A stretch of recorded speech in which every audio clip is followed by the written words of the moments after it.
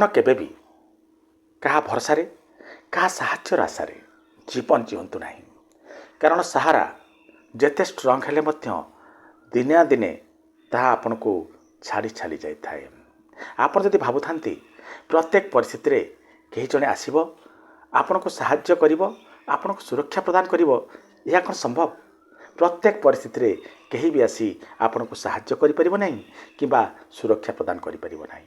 ଏଥିପାଇଁ ଆପଣ ନିଜ ପୁରୁଷାର୍ଥ ଉପରେ ଭରସା ରଖନ୍ତୁ, ନିଜ ଦମରେ ବଞ୍ଚିବା ଶିଖନ୍ତୁ, ନିଜ ପାଇଁ ନିଜେ ଠିଆ ହୁଅନ୍ତୁ ଏବଂ ଆଗକୁ ବଢ଼ନ୍ତୁ।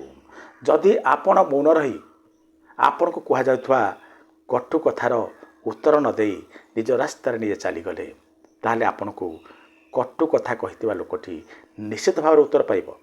ସେ ଉତ୍ତର ଆପଣ ନୁହଁ, ଭଗବାନ ଦେବେ। ଯିଏ ଆପଣଙ୍କର ଠିକ୍ କଥାରୁ ବି ଭୁଲ ଅର୍ଥ ବାହାର କରୁଛି ନା, ତାକୁ ଆଦୌ ସଫାଇ ଦିଅନ୍ତୁ ନାହିଁ। କାରଣ ଆପଣଙ୍କର ସଫାଇରୁ ବି ସେ ଅନ୍ୟ କେଉଁ ଅର୍ଥ ବାହାର କରିଦେଇପାରେ। ଜୀବନକୁ ଏତେ ଶସ୍ତା ବନେଇ ଦିଅନ୍ତୁ ନାହିଁ ଯେ କେହି ଆସୁ ଆପଣଙ୍କ ହୃଦୟ ସହିତ ଖେଳୁ, ହୃଦୟକୁ ଭାଙ୍ଗୁ, ଆପଣଙ୍କୁ ଦୁଃଖିତ କରି ଆପଣଙ୍କ ଜୀବନରୁ ଚାଲିଯାଉ। ଆପଣଙ୍କ ସୁଖର ଚାବିକାଠି, ଦୁଃଖର ଚାବିକାଠି ଅନ୍ୟ କାହା ହାତରେ ଦିଅନ୍ତୁ ନାହିଁ।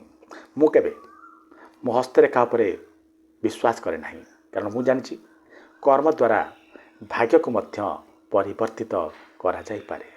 ଯଦି ଭାଗ୍ୟରେ ସୁନା ପାଇବାର ନାହିଁ, ପରିଶ୍ରମ ଦ୍ୱାରା କମ୍ ସେ କମ୍ ରୂପା ତ ପାଇପାରିବି। ରହୁଛି, ନମସ୍କାର।